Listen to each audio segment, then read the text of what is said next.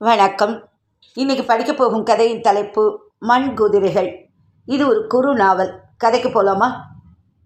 கூடத்து தூணில் சாய்ந்து உட்கார்ந்திருந்த கல்யாணி இருப்பு கொள்ளாமல் எழுந்து நின்றாள். தட்டு தடவி கதவருகே வந்து விளக்கை போட்டு இத்தனை நேரம் இருட்டில் பார்த்த கண்கள் திடீரென்று பரவிய வெளிச்சத்தில் கூசிப்போக கண்களை ஒரு தரம் அழுந்த மூடி திறந்தாள். மெதுவாய் வாசப்பக்கம் நகர்ந்து தெருவோரமாய் நின்று அந்த கோடிக்கும் இந்த கோடிக்குமாய் பார்வையை அலைய விட்டாள். தெரு விளக்குகள் எரிய ஆரம்பித்து இத்தனை நேரம் வாசலில் நின்று பேசிக்கொண்டிருந்த பெண்கள் உள்ளே போயிருந்தார்கள். 2 வீடுகள் தள்ளி எதிர்ச்சாலையில் இருந்த கோபாலையர் வீட்டு வாசலில் மட்டும் 7-8 பையன்கள் உறக்க பேசி சிரித்து கொண்டிருந்தார்கள். அந்த சின்ன தெருவிலேயே காம்பவுண்டு சுவர் இருந்த ஒரே வீடு அதுதான். அத்தனை பசங்களும் வரிசையாய் அந்த சுவரில் உட்கார்ந்திருக்க ராஜுவும் அந்த கும்பலில் இருக்கிறானா என்று தேடினாள். இல்லை, அப்படி பொறுப்பில்லாமல் உட்கார்ந்து அரட்டை அடிக்கிற பிள்ளை இல்லை அவன். 4 மணிக்கு ஸ்கூல் விட்டு வந்தவன் பையை வீசிவிட்டு உடனே ஓட்டமாய் ஓடியிருக்கிறான். பாவம், எங்கே அலைந்து கொண்டிருக்கிறதோ தெரியவில்லை. மத்தியானம் சாப்பிட்ட துளி மோர் சாதம்தான். ஒரு டீ கூட குடிக்காமல் எங்கேயாவது விழுந்து வைத்திருக்கப் போகிறானே. ஆனால் அவனுக்கு வைராகியம் அதிகம். போன காரியம் முடியாமல் வீடு திரும்ப மாட்டான். ஃபேக்ட்ரியில் பார்த்துட்டு அப்பா ஃப்ரெண்ட்ஸ் வீட்லேயும் விசாரிச்சுட்டு வந்துடுறேன். போய் கேட்டால் ஆஃபீஸில் யாராவது சொல்ல மாட்டாளா என்ன என்று ரொம்ப நம்பிக்கையோடு போயிருக்கிறான். கல்யாணிக்கு என்னவோ நம்பிக்கை இல்லை. இது பழைய குருடி கதவை திரடி சமாச்சாரமாகத்தான் தோன்றியது. சிவராமன் வீட்டை விட்டு காணாமல் போவது இது ஒன்று முதல் தடவை இல்லையே. கல்யாணமான இந்த 18 வருஷங்களில் கணவனை காணும் என்று கவலையோடு 2 தரம் தேடியாகிவிட்டது. இது 3வது முறை. சந்தேகமே இல்லை, இந்த தரமும் ஓடித்தான் போயிருக்கிறார். ஏனாம்? இதற்கு ஒரு பெரிய விளக்கமே தேவையில்லை, காரணமும் வேண்டியதில்லை. வீட்டை விட்டு போய்விடுகிற அளவுக்கு சண்டை சச்சரவு ஏதும் கூட நடக்க தேவையில்லை. பார்க்க போனால் சிவராமன் வீட்டுக்கு வருவதற்கும் தாலி கட்டின புருஷனாக பொறுப்புடன் நடந்து கொள்வதற்கும் தான் காரணங்கள் தேவைப்படும். இஷ்டம் போல போவார் வருவார். இன்றைய தேதியில் என்ன வேலை பார்க்கிறார் என்று கூட யாருக்கும் அவர் சொன்னதில்லை. தப்பி தவறி அது விஷயமாய் யாரேனும் ஏதேனும் கேட்டுவிட்டால் போயிற்று. கண்களை இடுக்கிக் கொள்வார். ஓ, துரைக்கு அவசியம் தெரிஞ்சாகணுமோ? மகாராணி கிட்ட விவரம் சொல்லாட்டா சாப்பாடு போட மாட்டாளோ? தெரிஞ்சுட்டு என்னத்தை வெட்டி முறிக்க போறேள்? அதான் மாசம் கொண்டு வந்து கொட்டுறேனே, போறாதா? எங்க ஏதுன்னு விவரமெல்லாம் தெரியணுமாக்கும். சர்தான் போடி நாயே, எதிரில் நின்றுட்டு கேள்வியா கேட்குற? நமுட்டாக ஆரம்பிப்பவர் ஆத்திரம் அதிகமாகி நாக்கை பிடுங்கிக் கொள்ளாத குறையாக கத்திய நாட்கள் தான் எத்தனை. முதலில் பிஸ்னஸ், பிற்பாடு 4-5 வேலைகள் என்று இன்று இடுக்கில் பார்த்ததாக ஒரு ஊகம்தானே ஒழிய எதுவும் தீர்மானமாக தெரியாது. சொன்னால் தானே தெரிந்து கொள்ள. இப்போதும் அவருடைய ஃபேக்டரியிலிருந்து எதேச்சியாய் யாரோ வந்து ஏதோ சாவி வாங்கி கொண்டு போன நாளில்தான் சிவராமன் அந்த தொழிற்சாலையில் ஸ்டோர்ஸில் இருப்பது கூட தெரிய வந்தது. ஆனால் எங்கே வேலை பார்த்தாலும் சரி, எப்போது கிளம்பி போனாலும் சரி, டான் என்று மணி அடித்த தினசில் சாப்பாட்டுக்கும் படுக்கைக்கு மட்டும் வீட்டுக்கு வந்து விடுவார்.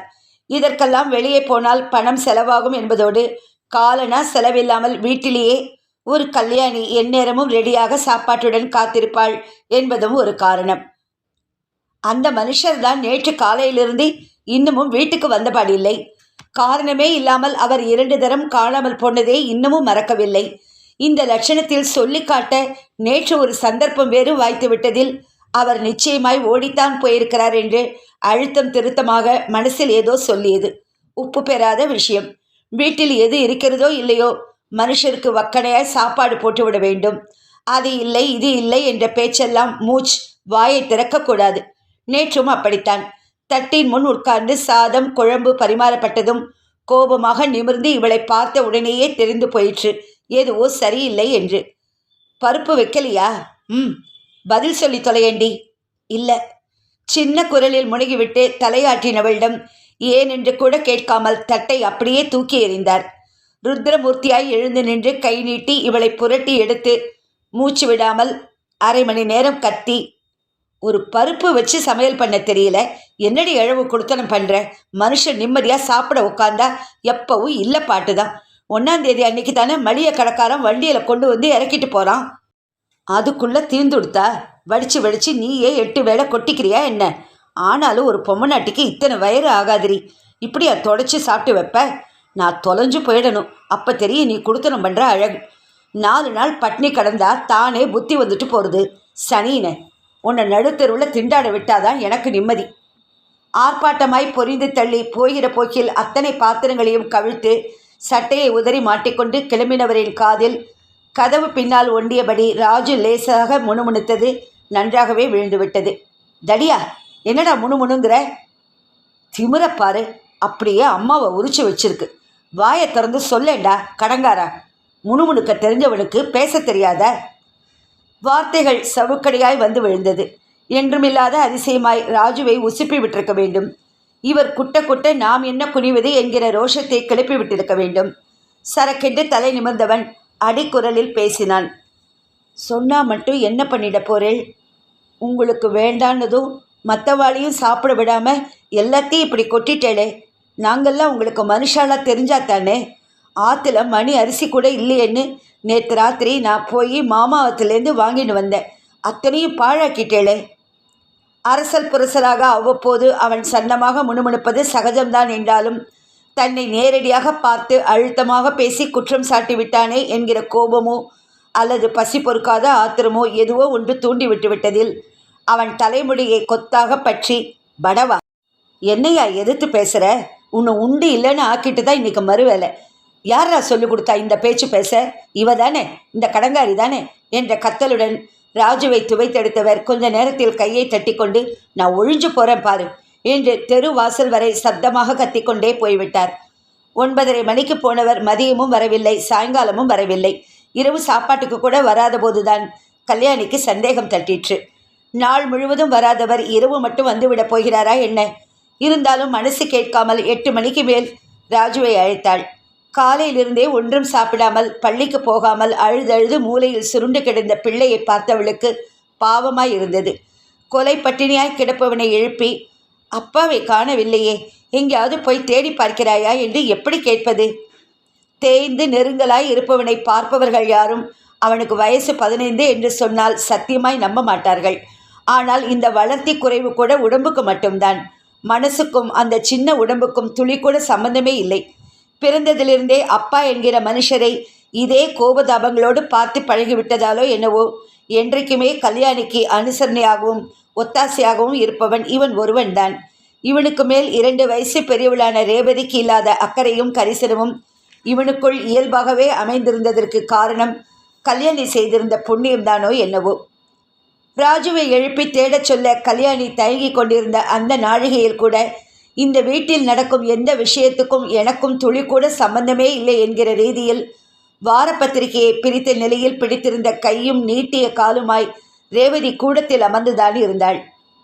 உடம்பில் 17 வயசில் வளர்ச்சியோடு ஒரு மதமதர்ப்பும் அகங்காரமும் கூடியிருந்ததில் பார்வையும் நடையும் கூட எப்போதும் ஒருவித அலட்சியத்தோடு தான் இருக்கும். அடிபட்டு கிடக்கும் பிள்ளையை கிளப்ப மனசில்லாமல் கல்யாணி மகளிடம் வந்து நின்றாள். அவளிடம் பேசுவதால் ஒரு பயனும் இல்லை என்று நன்றாக தெரிந்தும் கூட வேறு வழியில்லாமல் மெல்ல, ரேவதி, ராஜு வேற அழுதுண்டே படுத்துட்டுருக்கான், அப்பாவையும் காணுமே, என்னம்மா செய்கிறது என்று யோசனையாய் பேசியவளை ஏறிட்டு கூட பார்க்காமல், எல்லாம் தானே வருவர், பேசாமல் இரு, தொணக்காதே என்றாள் ரேவதி. மூத்த குழந்தைகள் 2 பேரிடமும் முயன்றுவிட்டு கடைசி முயற்சியாக சின்னதுகள் 7 வயசு ஸ்ரீதரிடமும் 3 வயசு நாராயணனிடமும் வயசு வந்த அக்காவும் அண்ணாவும் செய்ய முடியாததை இந்த குழந்தைகள் மட்டும் சாதித்து விடுமா என்று கூட எண்ண தோன்றாமல் கவலையாக பேசி புலம்பி தனக்கு தெரிந்த அத்தனை வழியிலும் யோசித்து பார்த்துவிட்டு உருப்படியாய் ஒன்றும் செய்ய தோன்றாமல் படுத்தவள் இன்று காலை எழுந்ததும் முதல் காரியமாய் அடுத்த வீட்டுக்கு போய் அந்த ஒன்று கொடுத்தன ஸ்டோரின் ஒரு அறையில் குடியிருந்த பங்கஜ மாமியிடமிருந்து 1/4 படி அரிசியை கடனாக வாங்கி வந்து சாதம் வடித்து வெறும் வத்த குழம்பிட்டு டப்பா அடியில் கிடந்த அப்பளங்களை காய்ச்சி வைத்தாள். குழந்தைகளை வரிசையாய் உட்கார வைத்து குழம்பு சாதமாய் உருட்டி போட்டவள் ராஜு, ஸ்ரீதரன், நாராயணனை பள்ளிக்கு அனுப்பிவிட்டு ரேவதியை வீட்டுக்கு காவலாய் இருக்க சொல்லிவிட்டு பங்கஜ மாமியை தேடி போனாள். பங்கஜத்தை பட்சண மாமி என்றால்தான் எல்லோருக்கும் தெரியும். சுற்று வட்டாரத்தில் மட்டும் இல்லை, வேறு எந்த மூலை முடுக்கில் இருந்தெல்லாமோ கூட மாமியை தேடி பலரும் வருவது வழக்கம். கல்யாணம், கார்த்தி என்று எந்த விசேஷத்துக்கும், முறுக்கு, அதிரசம் என்று எந்த பட்சணத்துக்கும் மாமியை தேடி வந்து விடுவார்கள். மாமி, அந்த தேதியில் ஃப்ரீயா, இந்த தேதியில் வர முடியுமா என்று வெகு பவ்யமாய் வந்து டேட் கேட்டு போகிற வாடிக்கையாளர்கள் அதிகம் உண்டு. மாமிக்கு 2 உதவியாளர்களும் உண்டு. நிரந்தரமான ஒருவர் கல்யாணி, மற்ற நபர் நேரத்துக்கு ஏற்றாற் போல மாறும்.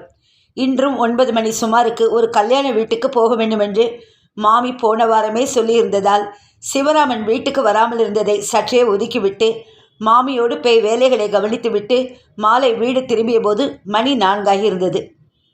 வீட்டுக்கு வந்து சிவராமன் இன்னும் வீடு வரவில்லை என்று தெரிந்த பின் பள்ளியிலிருந்து வந்த ராஜுவிடம் மெதுவாய் சொல்ல நேற்றைய கோபமும் அழுகையும் குறைந்து சற்று நிதானப்பட்டிருந்தவன் உடனே அப்பாவை தேடிக்கொண்டு ஓடியிருக்கிறான். கணவரையும் காணாமல், அவரை தேடிக்கொண்டு போன பிள்ளையும் காணாமல் கல்யாணி பதைத்து போய் வாசலிலிருந்து திரும்பவும் உள்ளே வந்தாள். தானே போய் 2 பேரையும் தேடுவது இப்போது சாத்தியமில்லை. ரேவதி வேறு வெளியே போயிருக்கிறாள். 2 நாட்களாய் அப்பாவை தேடி இவர்கள் பரபரத்து போயிருக்கையில் அவள் வெகு மும்முரமாய் பக்கத்து தெரு சிநேகிதி வீட்டில் ஒளியும் ஒலியும் பார்க்க போயிருக்கிறாள். போதாத குறைக்கு துவாரபாலகர்களாய் கூடவே ஸ்ரீதரனும் நாராயணனும் வேறு. என்ன பெண் இவள்! துளி கூட அக்கறை இல்லாமல், கவலை இல்லாமல். ச்சே! 4 நடை நடந்து மறுபடியும் உட்கார பிடிக்காமல் வாசலுக்கு வந்தவள் மீது மோதிக்கொள்கிற மாதிரி ராஜு அவசரமாய் வாசலில் நுழைந்தான். ஏய், என்னடா, ஏன் இத்தனை அவசரமாக வர? அப்பாவை எங்கேயுமே காணுமேம்மா, எனக்கு பயமாக இருக்கு. ஏ, ஃபேக்ட்ரியில் விசாரிச்சியா? போன சனிக்கிழமையே அவரை சஸ்பெண்ட் பண்ணிட்டாளாம். இந்த வாரம் பூரா ஆஃபீஸ்க்கே வரலையாம். உனக்கு தெரியாதான்னு கேலியாக கேட்குறா. சஸ்பெண்டா? ஏனா? அங்கே இருக்கிறவா ஒருத்தரும் ஒன்றும் சரியாக சொல்லலம்மா.